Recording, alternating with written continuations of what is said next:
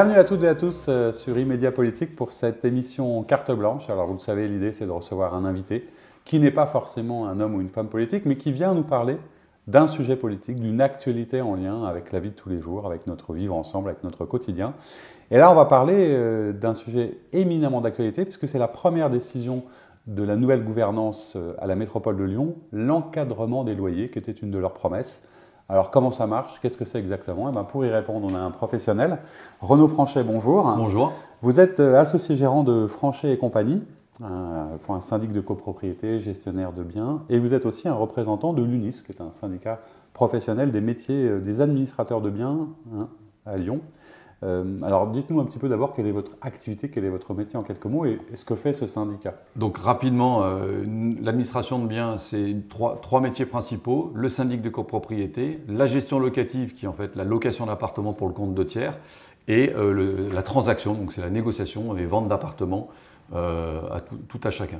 C'est trois métiers principaux. Affilié, vous avez été pendant longtemps, d'ailleurs je crois vice-président à Lyon de l'UNIS, c'est un syndicat professionnel. Voilà, donc l'UNIS c'est un syndicat professionnel. Pour les Lyonnais, historiquement, c'était la CNAB, donc c'est une entité qui parlait pas mal aux anciens et qui depuis 10 ans est devenue l'UNIS. Donc c'est un regroupement d'administrateurs de biens qui a pour vocation de nous encadrer sur les nouvelles réglementations. Donc c'est du conseil, c'est du droit, c'est aussi des réunions entre professionnels pour discuter de certains sujets et d'être toujours en fait au fait d'une actualité juridique brûlante et en perpétuelle évolution. Et de réagir aussi, parce que justement on va en reparler, mais vous avez eu une réaction sur cette décision de l'encadrement des loyers et on va y revenir parce que c'est un sujet assez complexe et c'était intéressant de le décrypter. Alors peut-être avant de parler encadrement des loyers, ça veut dire que bon, il y a une nécessité sans doute à l'encadrer, il n'y a que des loyers donc ils doivent monter.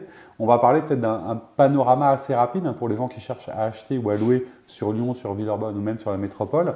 Quelles sont un peu les tendances, quelle est l'actualité du marché aujourd'hui? Alors l'actualité du marché lyonnais en fait elle est plutôt excellente, c'est-à-dire qu'on a un marché qui est très dynamique, on a très peu de biens à louer, le marché de la transaction se porte à merveille. Alors ça, je vous parle d'avant Covid, et le Covid aura peut-être quelques impacts, mais même aujourd'hui, le marché se porte très bien, il est dynamique, les prix sont soutenus, les investisseurs sont là. Donc tout se passe globalement pas trop mal. On a juste une problématique, c'est le manque de produits à construire, donc le manque de permis de construire et donc une offre qui se raréfie. Mais on est sur une ville ultra dynamique qui bénéficie des effets des anciennes politiques de la ville. Lyon rayonne et Lyon attire. Donc, du coup, ça attire. Donc, c'est-à-dire qu'en gros, il est quand même cher de se loger à Lyon. Oui. C'est quoi aujourd'hui la deuxième ville derrière Paris? On doit être la 2e ou 3e ville de France maintenant. Bordeaux. On était très loin en fait. Il y a 15 ans, Lyon était assez loin de tout le monde et puis on a rattrapé et corrigé le retard. C'est les effets positifs ou négatifs, ça dépend de quel côté on se place, d'une bonne politique de la ville. Bon. Alors, justement, loyer, augmentation, c'est aussi pour les politiques parfois un sujet, puisque les précaires, les gens plus fragiles ont aussi du mal à se loger. C'est vrai.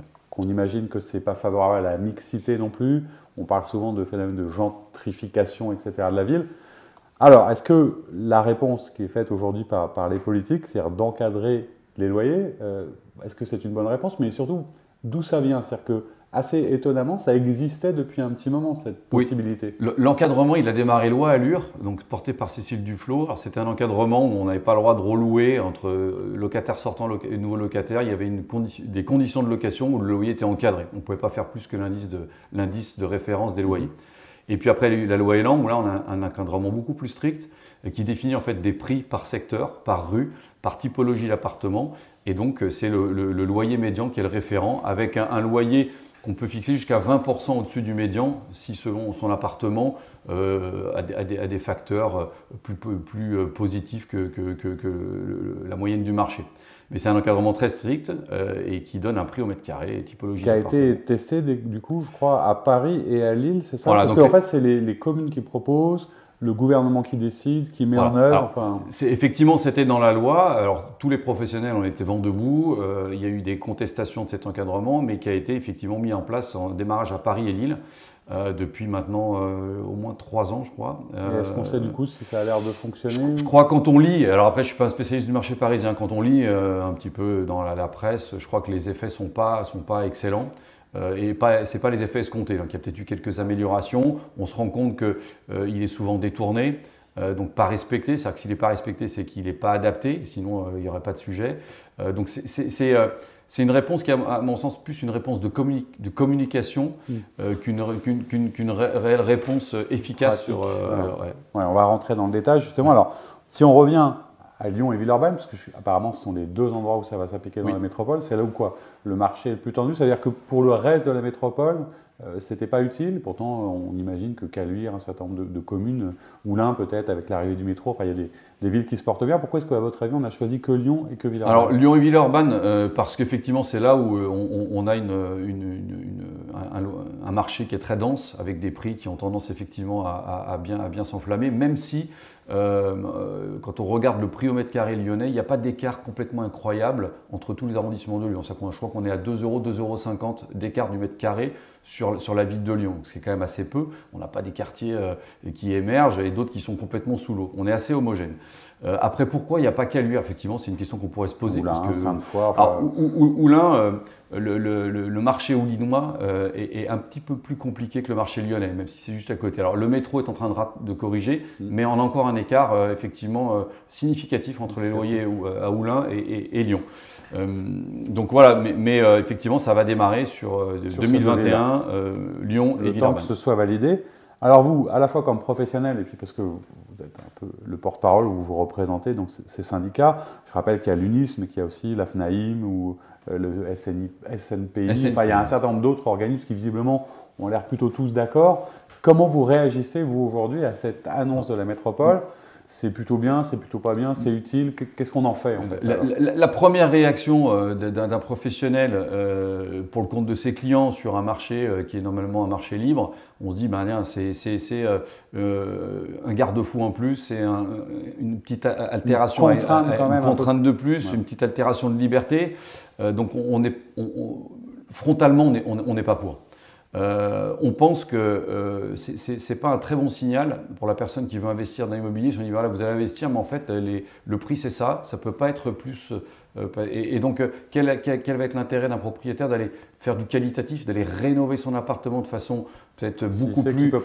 S'il ne peut pas s'y retrouver complètement. Donc je dirais l'immobilier, c'est effectivement le but premier, c'est de loger les gens. Donc, il y a beaucoup de logements vides ou pas sur Lyon? Parce qu'on entend souvent, oui, il y a quand même plein de propriétaires qui ne mettent pas à la location parce que c'est compliqué. Est-ce qu'il faudrait le faire? Je pense qu'il y a un vrai fantasme sur le nombre de logements laissés vacants de façon, on va dire, complètement volontaire. Oui, il y a des appartements vacants à Lyon, mais moi, j'ai dans mon patrimoine malheureusement quelques appartements vacants, juste parce qu'en fait, mes clients n'ont pas toujours les moyens d'aller rénover et d'aller se mettre conforme aux dernières règles de décence.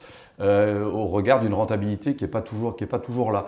On a une fiscalité aussi qui est un petit peu compliquée sur l'immobilier. C'est vrai qu'on a pas mal de signaux et l'encadrement était peut-être un des derniers où les gens vont se dire oula, mais ça devient un petit peu compliqué. Est-ce que j'y vais ou est-ce que j'y vais pas? Et on a besoin que les gens y aillent quand même, parce que le but c'est d'aller créer du logement. Il faut des investisseurs pour que le marché tourne. Et si on les décourage, je dirais l'effet peut être plus dévastateur que finalement ce qu'on imaginait à court terme. Exactement. D'autant que c'est pas facile à mettre en œuvre, parce que je crois qu'il faut quand même aller une espèce de brigade un peu de l'encadrement du loyer. Il faut aller surveiller. Alors, on ne sait pas trop. Est-ce qu'on sait exactement comment ça va se déployer, par quel bout ça se Alors, on ne sait pas trop.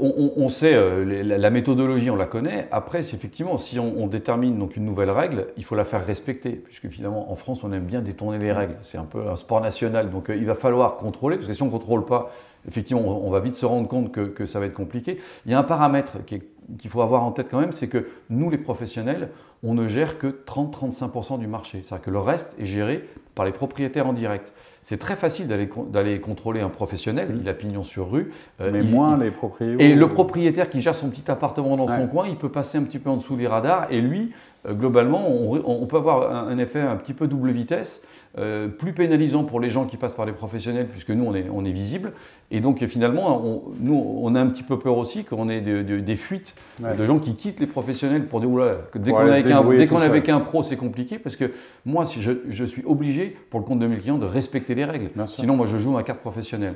Et donc, on risque peut-être, c'est pas prouvé non plus, d'avoir une double vitesse. Et donc, un marché des particuliers un petit peu un petit libre, peu libre, volatile. volatile, et puis un marché de professionnels contraint, Trop encadré. trop encadré. Alors qu'est-ce qu'on peut imaginer comme piste de solution? Parce que c'est quand même un sujet, il faut que les gens puissent se loger, il faut qu'on garde une forme de mixité. Qu'est-ce qu'il faut? En gros, il faudrait construire davantage, c'est qu'il y ait une offre plus importante, c'est ça? En fait, on a une vraie problématique de l'offre. C'est-à-dire qu'aujourd'hui, il y a très peu de permis de construire, on ne construit pas assez dans les grandes villes, et Lyon en particulier, mais ce n'est pas nouveau, c'est pas depuis l'année dernière, c'est depuis 30 ou 40 ans qu'on ne construit pas assez. Donc en fait, on paye les pots cassés de cette anomalie-là. On a aussi une fiscalité sur l'immobilier qui est quand même assez confiscatoire, et donc on pourrait peut-être, sous coup de construire plus, on pourrait peut-être aussi supprimer certaines niches fiscales et alléger la fiscalité en général pour en fait redonner envie aux gens de venir, d'investir et de poursuivre en fait ce qu'on fait depuis assez longtemps. Il faut savoir qu'on parle de mixité, mais le parc privé assume une grosse partie des fonctions sociales. C'est-à-dire qu'il y a beaucoup de propriétaires privés qui ont des appartements qui sont sur des prix de loyer type HLM ou des loyers modérés, des loyers plafonnés. Et donc le propriétaire privé fait déjà pas mal de jobs. Le public fasse aussi des choses, quoi. Ah, exactement. Alors par rapport à ça, et peut-être pour conclure, je vais dire, la main elle est quand même tendue de la part des professionnels. Qu'est-ce que vous dites aux politiques? C'est là. Donc, alors, comment vous allez jouer le jeu? Qu'est-ce que vous attendez d'eux? Qu'est-ce que vous avez envie qu'il se passe? Nous, à l'UNIS, on souhaite ce qui a toujours été le cas à Lyon et depuis des décennies, c'est qu'on a toujours eu une entente excellente entre le politique et les professionnels. On a toujours été dans toutes les commissions de la ville de Lyon, métropole, on a toujours œuvré pour que à Lyon, qui était même une ville, c'est une ville berceau de l'immobilier locatif, l'immobilier de rapport, Lyon est quand même là où tout a démarré en France. Ouais. Et donc, on a une culture de l'immobilier assez pointue. Et on a toujours fait en bonne intelligence avec la ville. Donc nous, le message… Vous voulez que ça continue en gros. Oui. Nous, pour l'instant, ils sont venus vers vous, pas encore? Oui, ça va venir, il y a eu des prises de contact. Ça serait mentir de dire qu'on a une opposition frontale. On va se rencontrer, mais on a envie de trouver vraiment le terrain d'entente parce qu'on a tous à y gagner en fait. Bon. Bah, ce sera, j'allais dire, le mot de la fin, un mot un peu d'espoir positif sur des sujets dont on le voit qui sont complexes. Compliqué. Merci d'avoir été avec nous aujourd'hui. On le voit, l'idée de cette carte blanche, c'est bien de toucher à la politique sous d'autres angles et d'autres manières. Je vous dis à très bientôt sur le site Immédiat Politique, sur la page Facebook Immédiat et Immédiat Politique. Retrouvez toutes nos vidéos et nos invités. Et je vous dis à très bientôt pour un nouveau rendez-vous.